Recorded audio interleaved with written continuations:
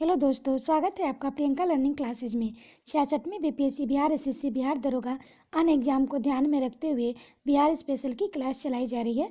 इसके अंतर्गत हम लोग बिहार से रिलेटेड क्वेश्चन को देखेंगे ताकि एग्जाम में आपका कोई क्वेश्चन गलत ना हो। तो चलिए हम लोग देखते हैं बिहार से रिलेटेड क्वेश्चन। आज का टॉपिक है प्राचीन बिहार, पूर्व ऐतिहासिक बिहार। इसका पहला क्वेश्चन है, बिहार में पूर्व ऐतिहासिक काल का आरंभ होता है अनुमानतः, तो ये 40,000 ईसा वर्ष पूर्व होता है। नेक्स्ट है, बिहार में पूर्व ऐतिहासिक काल के अवशेषों में प्राप्त हुए हैं, तो इसका आंसर होगा कुल्हाड़ियों के फलक, चाकू के खुरपी और मेदभान सभी प्राप्त हुए हैं।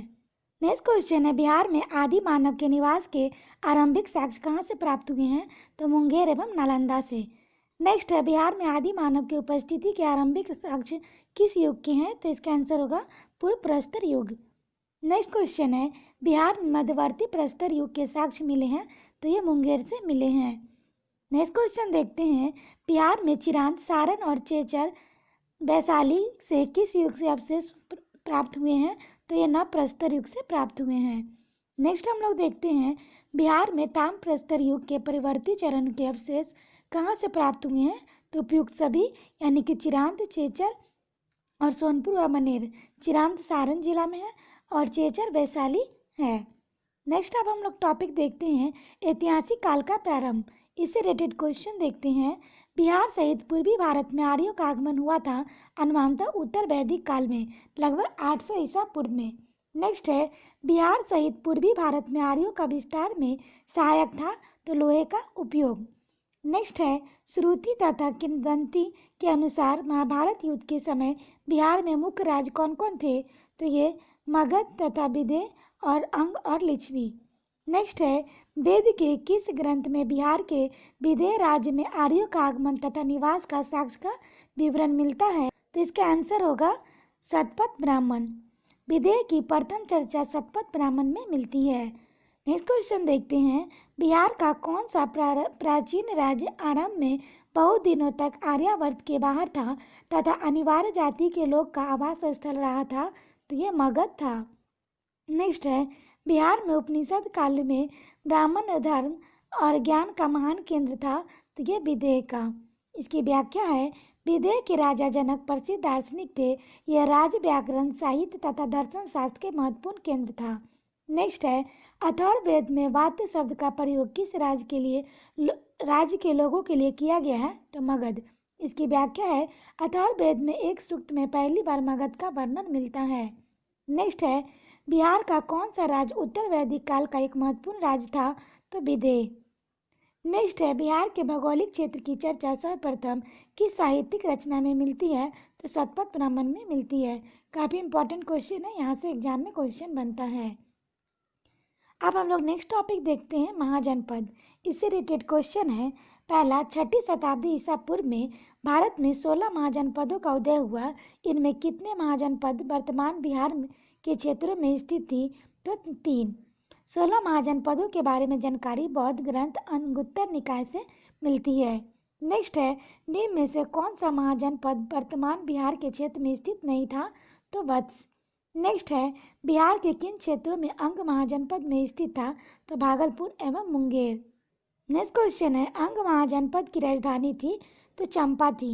इसकी व्याख्या है, बुद्ध के समय तक चंपा की गणना भारत के 6 महानगरियों में की जाती थी।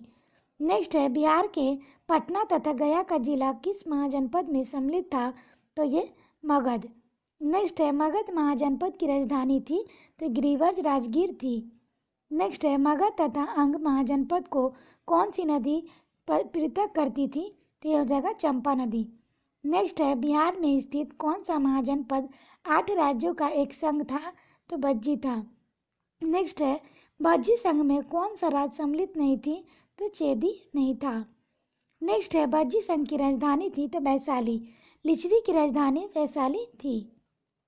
नेक्स्ट क्वेश्चन है, बिहार के भागों में स्थित कौन सा महाजनपद में गणतंत्र था, तो बज्जी।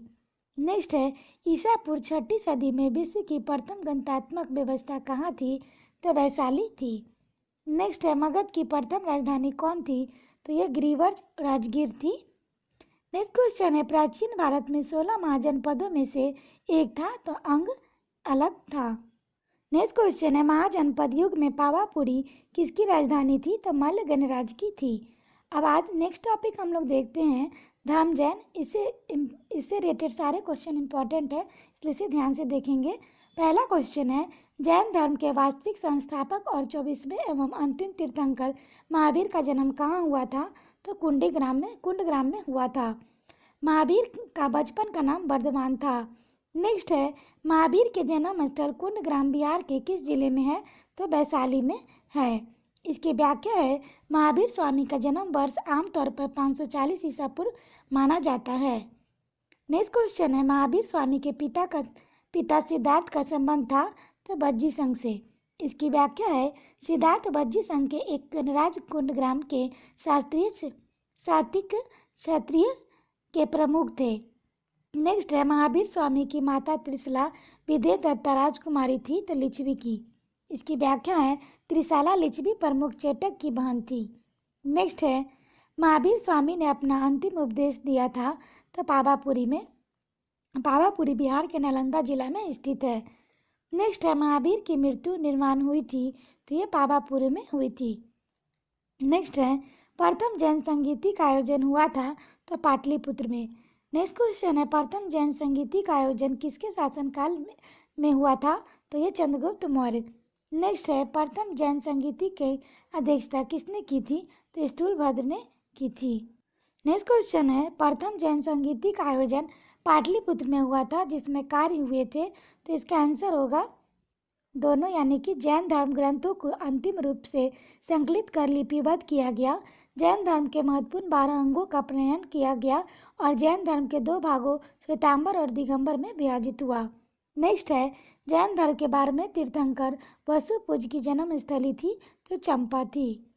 अब हम लोग बौद्ध धर्म से रिलेटेड क्वेश्चन देखेंगे, काफ़ी इंपॉर्टेंट टॉपिक है, यहाँ से एग्जाम में क्वेश्चन आते हैं, ध्यान रखेंगे।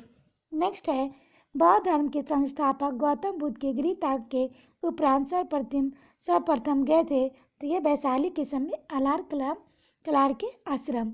नेक्स्ट है, गौतम बुद्ध को कहाँ कौंडिन्य और 5 ब्राह्मण मिले? तो उरुवेला बोध गया। नेक्स्ट है, गौतम बुद्ध का ज्ञान प्राप्त हुआ था तो बोध गया में। नेक्स्ट क्वेश्चन है, गौतम बुद्ध को किस नदी के किनारे ज्ञान प्राप्ति हुई थी? तो निरंजना। इसकी व्याख्या है, उन्हें ज्ञान की प्राप्ति बोध गया में निरंजना नदी के किनारे एक पीपल वृक्ष के नीचे हुई थी। नेक्स्ट है, राजगीर में आयोजित प्रथम बौद्ध संगीति में कौन से कार्य हुए थे? तो बुद्ध की शिक्षाओं का संकलन सूत और विनय पिटक में हुआ था। इसकी व्याख्या है, प्रथम बौद्ध संगीति का आयोजन लगभग 483 ईसा पूर्व में हुआ था। नेक्स्ट है, द्वितीय बौद्ध संगीति का आयोजन वैशाली में हुआ, इनमें किए गए कार्य क्या थे? तो इसका आंसर है बौद्ध धर्म 2 भागों स्थाविर और महासंघिक के रूप में विभाजित हुआ। इससे रिलेटेड व्याख्या है, द्वितीय बौद्ध संगीति का आयोजन 383 ईसा पूर्व हुआ था। नेक्स्ट है, तृतीय बौद्ध संगीति का आयोजन पाटलिपुत्र में हुआ, इनमें से किए गए कार्य थे तो हो जाएगा कुछ कठोर नियम बनाए गए तथा अभिधर्म पिटक का संकलन हुआ। नेक्स्ट है, निम्नलिखित में से किस नगर में महात्मा बुद्ध का घनिष्ठ संबंध रहा था? तो उपयुक्त सभी बोध गया, राजगीर और वैशाली। नेक्स्ट है, महात्मा बुद्ध ने पाटलिपुत्र के विनाश के कारण की भविष्यवाणी की थी, उनमें से सम्मिलित थी तो उपयुक्त सभी, यानी कि बाढ़, अग्नि और आंतरिक कलह। नेक्स्ट है, बोध गया में महाबोधि मंदिर बनाया गया जहाँ गौतम बुद्ध को ज्ञान प्राप्त हुआ था। नेक्स्ट है, प्रसिद्ध बौद्ध सारिपुत्र का जन्म हुआ था तो नालंदा में हुआ था। आशा करते हैं आपको ये वीडियो पसंद आया होगा, और वीडियो पसंद आए तो चैनल को सब्सक्राइब करें, लाइक करें और कमेंट करें, ताकि कोई भी सुधार करना हो तो हमको पता चले। तो आज के लिए इतना ही दोस्तों, फिर मिलते हैं नेक्स्ट वीडियो में। Thank you.